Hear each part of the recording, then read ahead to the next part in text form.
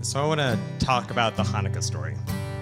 Well, I actually want to talk about what happens after the Hanukkah story, but first it's important to understand our context. So buckle up, folks. We are diving into history. It is the year 333 BCE, and in a staggering feat of martial ingenuity, Alexander the Great breaks apart the mighty Persian Empire, bringing its lands, including the land of Israel, under Greek rule. Unfortunately for him, he dies shortly after. Now, I know, right? So civil war breaks out, and his generals carve apart his empire, and the Jews, that's us, come to live under the Seleucids, which were named after the general Seleucus I Nicator. I'm sorry, Greek is not a language I speak, but in case you're wondering where that name comes from. And one of his successors, Antiochus Epiphanes, decides that he would like everyone in his empire to be a little more Greek and a little less whatever they happened to be born. And so in Judea, he bans Jewish practice, he puts idols in the temple, and he inadvertently sparks a revolt. And this is where we meet the heroes of our story, Matityahu and his son Yehuda HaMaccabee, aka Maccabee. Priests turn guerrilla fighters, and somehow, against one of the greatest military forces of that time, this ragtag group of Jews is victorious. They retake Jerusalem, they rededicate the temple, and Hanukkah is established in perpetuity as commemoration of this miraculous triumph. Woohoo! The end. No.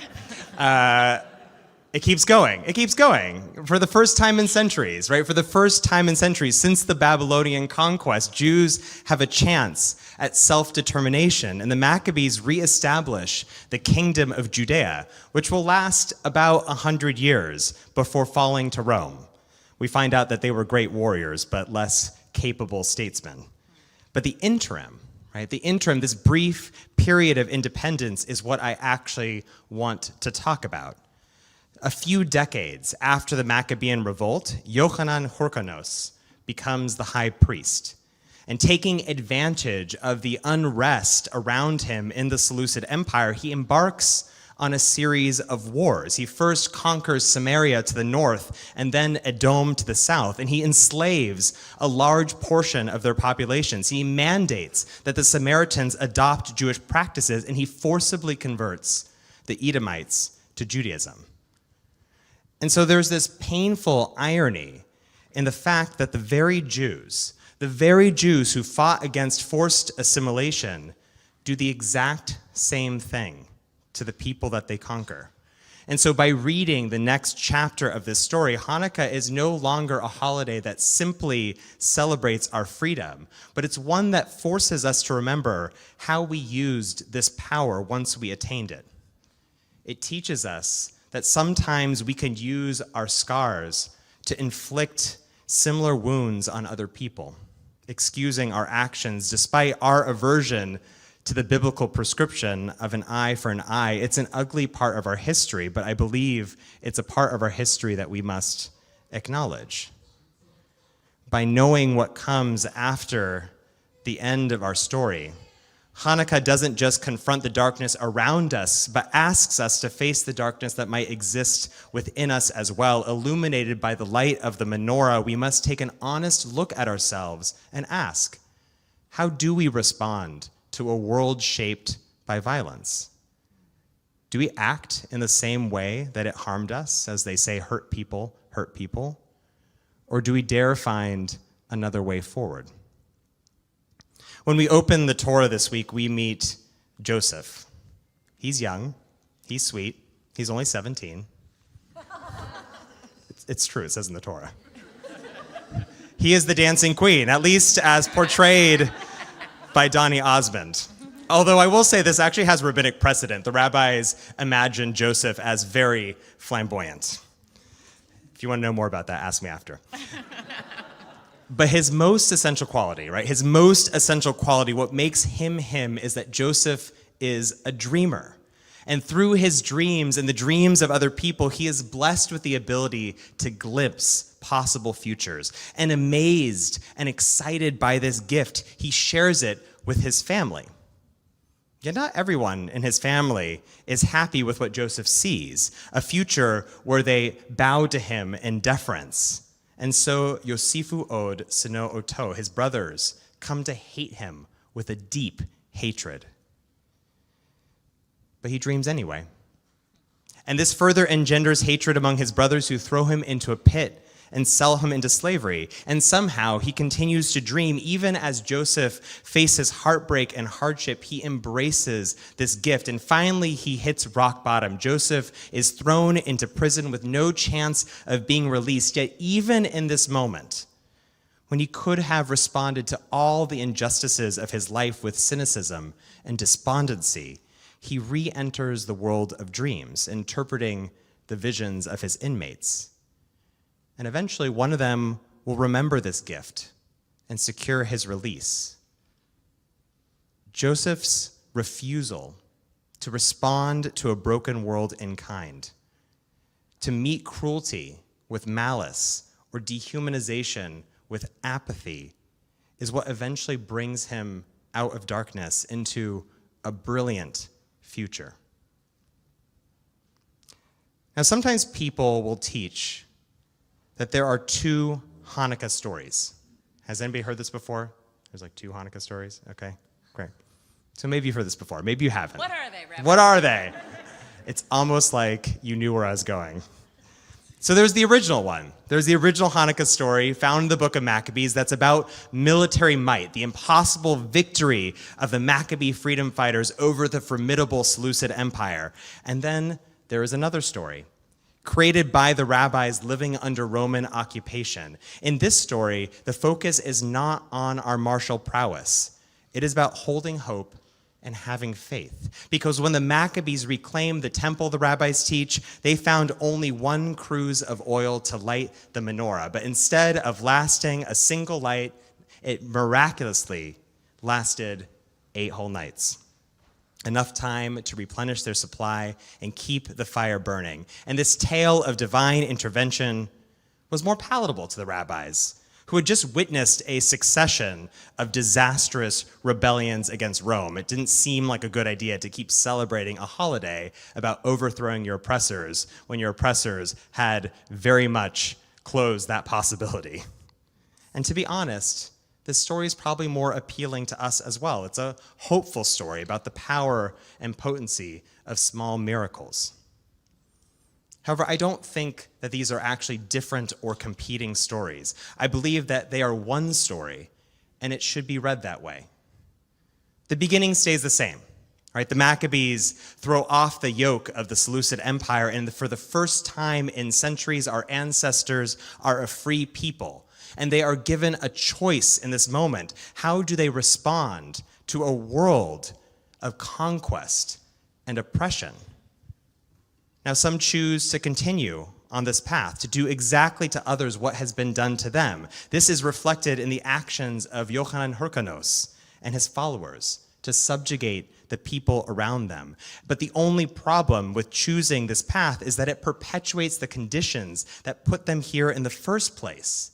The end of this story is no surprise then that the once victorious Maccabees are defeated by the legions of Rome. As a contemporary of the rabbis, whose birth we happen to celebrate this season, at least our Christian cousins do, observed at that time, all who take out the sword will perish by the sword. And it is exactly by the sword that the fighting spirit of the Maccabees is extinguished, their ideological descendants dying en masse at the siege of Masada. But there's another path. This is the path that is chosen by the people who clean out the temple, a slow and painstaking process of removing each defiled stone and replacing it with a new one. To the best of their ability, they fix what is broken, and if something can't be repaired, they figure out another solution. They scrub the floors, and they polish the instruments, and they clean off the altar. And then they do something incredible. They find that single cruse of oil, that one that would only last one night. And they light it anyway. They light it anyway. That's the miracle.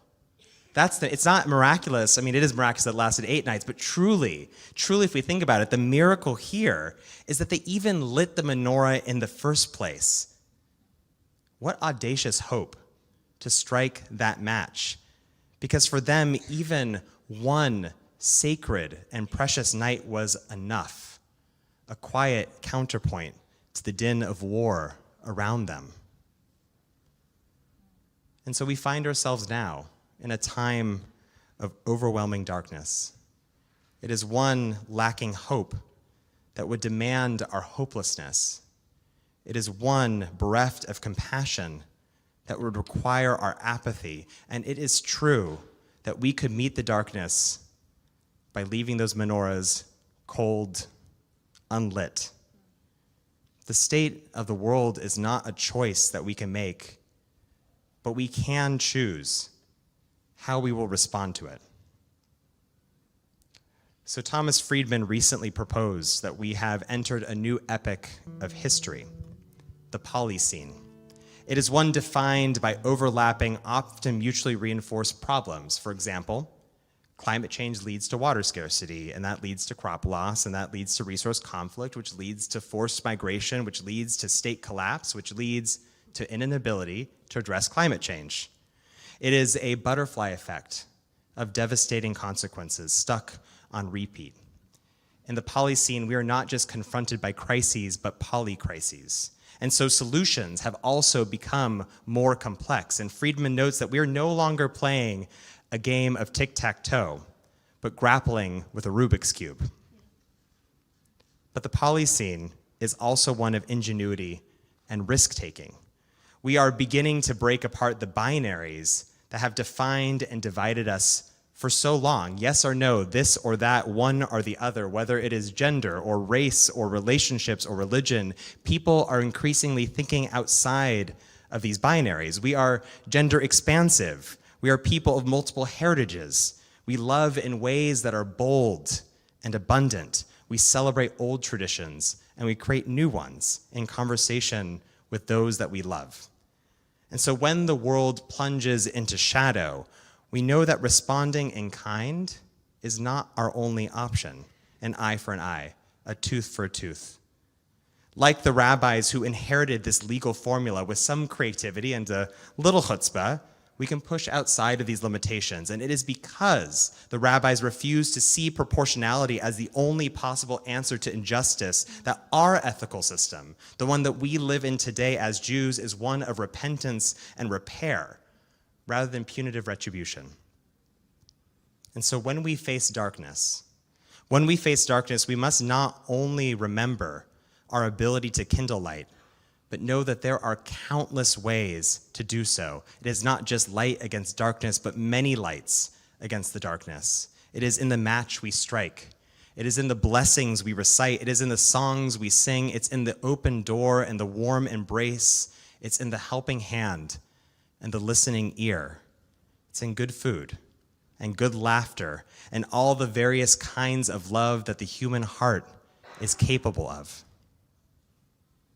Now, the first night of Hanukkah, which we're going to celebrate in just 2 days, is actually my favorite. I know that the 8th night is the most Instagrammable. It's really beautiful, don't get me wrong. But there's something so powerful. There's something so powerful about how that one candle, that one single candle, has the ability to illuminate an entire room. I encourage you on the first night to turn off all the lights and watch how that single candle, just the one, spreads its light to every single corner. In that moment, that one candle is enough. It's enough. The first candle reminds us that no act is too small, and no gift of our time or our resources or our presence is too insignificant. There is no blessing that we can offer one another that is too inconsequential. Step by step, we forge a new way forward, lighting a path towards a different future when we refuse to meet that darkness in kind. And from spark to flame, from one candle to 8, it is in our power to kindle this light. And so when we reach that 8th night, which always happens during the new moon, and this year is going to happen on the winter solstice, making it the darkest and longest night possible, we will find that our small flame has become a blazing fire, a reminder that miracles can occur when we choose to look past what is to see the possibility of what might be. Shabbat Shalom and happy Hanukkah. Shabbat Shalom.